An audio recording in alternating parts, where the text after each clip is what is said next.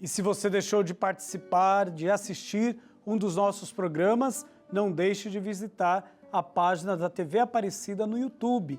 E lá, através do campo busca, digite a hashtag Jornada Bíblica e você poderá encontrar um dos programas que deixou de assistir ou que deseja rever com a sua comunidade, com a sua família. Neste mês de abril, estamos fazendo esta caminhada bonita de conhecer o Evangelho de João. E já chegamos no final do mês.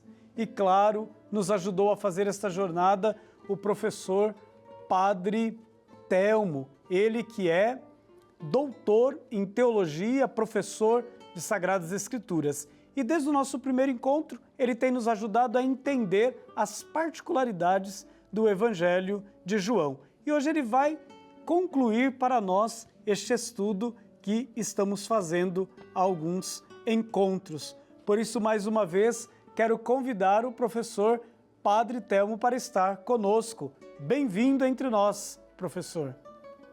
Obrigado, Padre Rodrigo. Obrigado a todos os telespectadores. Já vamos ficando até com gostinho de quero mais, não é verdade? Durante todo esse mês, nós refletimos aspectos principais, essenciais desse Evangelho.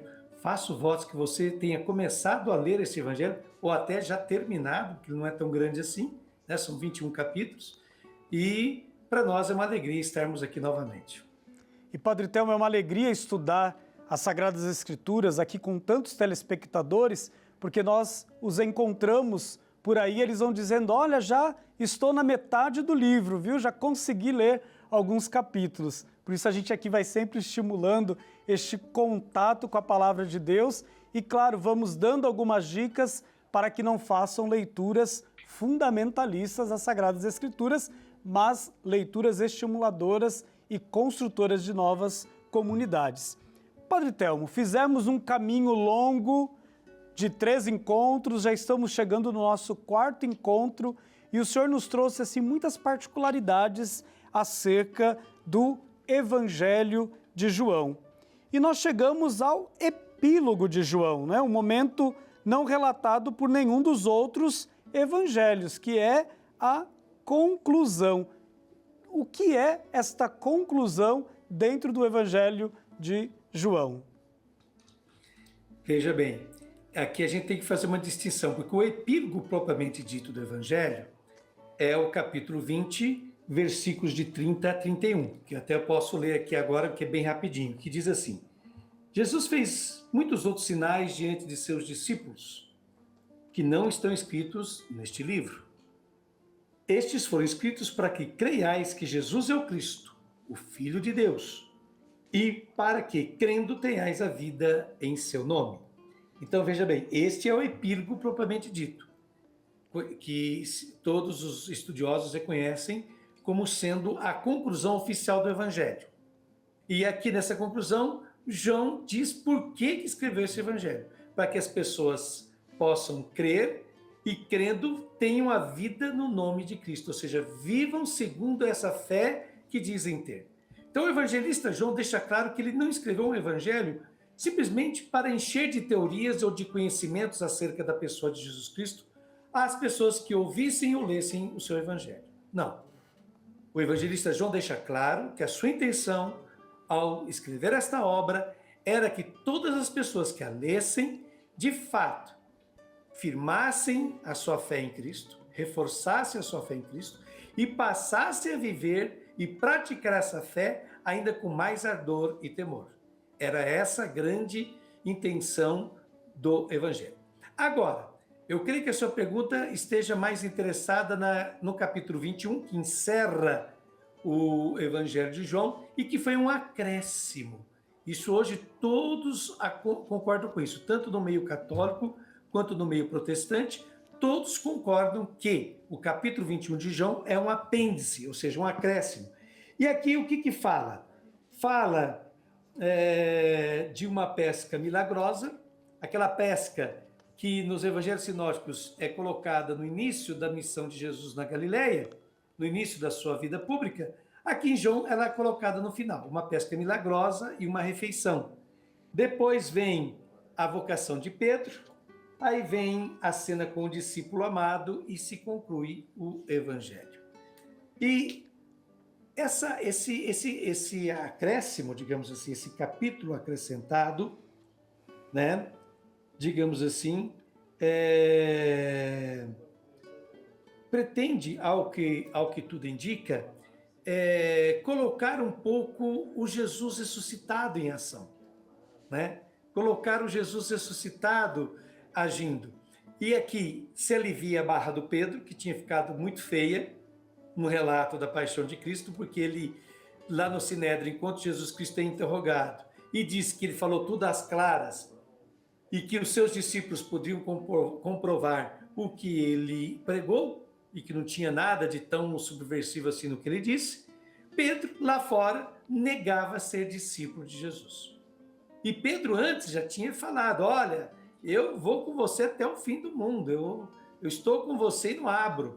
Só que isso tudo não se realiza. Então, esse apêndice vem melhorar a imagem de Pedro, que tinha ficado muito chamuscada, e, digamos assim, ressaltar a figura do discípulo amado, que é uma novidade a partir do capítulo 13 neste evangelho. O discípulo amado, que, como eu já disse, é a testemunha por excelência. Porque o evangelho de João quer assistir nisso, que nós sejamos testemunhas de Jesus e não meros repetidores do que ele falou, mas que a gente viva em primeira pessoa o que Cristo fez e o que Cristo foi neste mundo. Padre Telmo, alguns falam que o Apocalipse foi escrito por João, mas há sempre uma confusão. Qual é este João? O senhor poderia falar um pouquinho para nós sobre isto? E essa confusão, Padre Rodrigo, eu sinto não podê-la solucionar definitivamente, porque até hoje, entre os especialistas em literatura joanina, como a gente denomina o Evangelho de João, a primeira, segunda e terceira epístolas de João e o Apocalipse, a esses 5 escritos nós denominamos de literatura joanina. Pela tradição, o autor dessas 5 obras seria o mesmo. Há uma forte tendência a aceitar isso. Agora, definitivamente, o autor não foi o João, irmão de Tiago, filho de Zebedeu. Por quê? Por uma questão muito simples.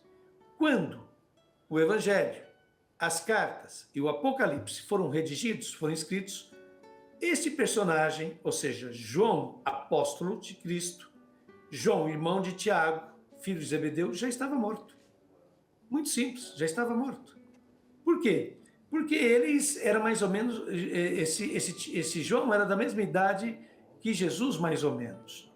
Ora, e naquela época ninguém vivia mais do que 50, 60 anos, 70 no máximo. Isso era o máximo que se poderia esperar de vida para uma pessoa naquela época do início do Novo Testamento. Então, esse evangelista está descartado, não pode ser ele. A tendência é considerar como autor desses escritos do Evangelho, das cartas e até mesmo do Apocalipse, um tal de João o presbítero, ou João o ancião, pois nas cartas, principalmente na primeira e segunda carta de João, o autor se identifica como o ancião, e no Apocalipse o autor, no capítulo 1, versículo 4, ele se identifica simplesmente como João, um profeta, um que está revelando aquilo que recebeu da parte de Deus. Então podemos dizer que esse João o presbítero possa ser considerado o autor desses escritos, mas nós não temos mais informações de quem ele seja.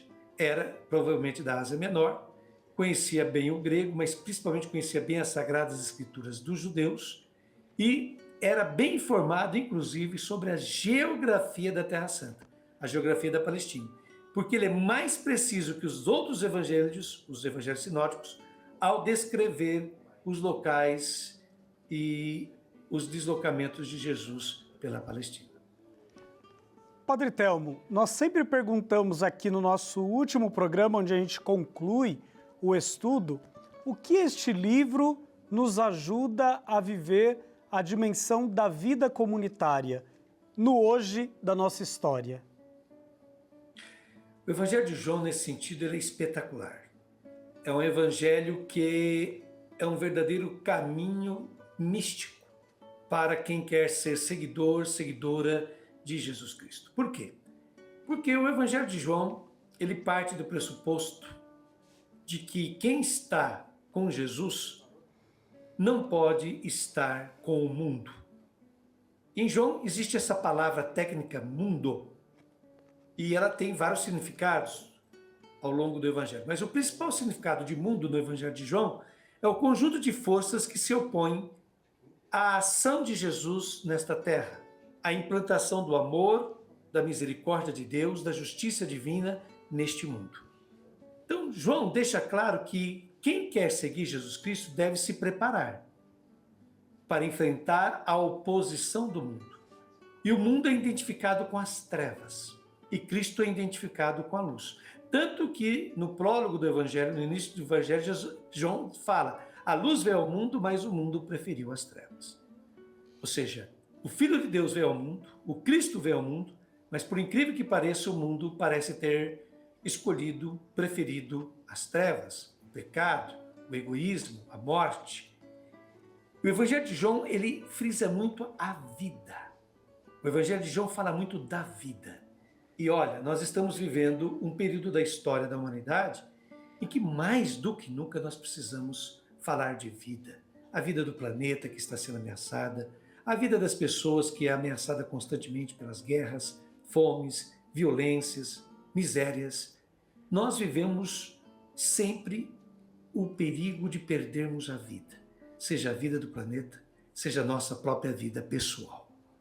Então o Evangelho de João, ele é mais atual do que nunca, porque ele diz claramente que Jesus é o caminho, a verdade e a vida. Caminho porque ninguém chega ao Pai a não ser por ele. Por isso que ele é o caminho. Ninguém conhece o Pai a não ser o Filho, e a quem o Filho o quiser revelar. Fala o evangelista João. Segundo, ele é o caminho, ele é a verdade. O que é a verdade? A verdade é a vida revelada por Cristo. A verdade é Deus. A verdade é a vontade de Deus acontecendo nesse mundo. O caminho, a verdade e a vida. E vida que é a grande meta que Jesus Cristo teve ao vir aqui. Está lá em João capítulo 10, versículo 10. Eu vim para que todos tenham vida e a tenham em abundância. Padre Telmo, muito obrigado por ter feito esta jornada conosco, por ter nos ajudado a entender um pouco mais sobre o livro de João e já deixando um gostinho aí nos nossos telespectadores, a partir do próximo mês, vamos começar a estudar o livro dos Atos dos Apóstolos. Muito obrigado e que o senhor tenha um frutuoso ministério no ensino da Palavra de Deus. Eu que lhe agradeço de coração, Padre Rodrigo, bem como toda essa excelente produção do programa Jornada Bíblica, por essa oportunidade. E a você que me acompanhou pela sua paciência, sua atenção, sua generosidade. Beijo no coração de todos, que Deus abençoe a todos vocês.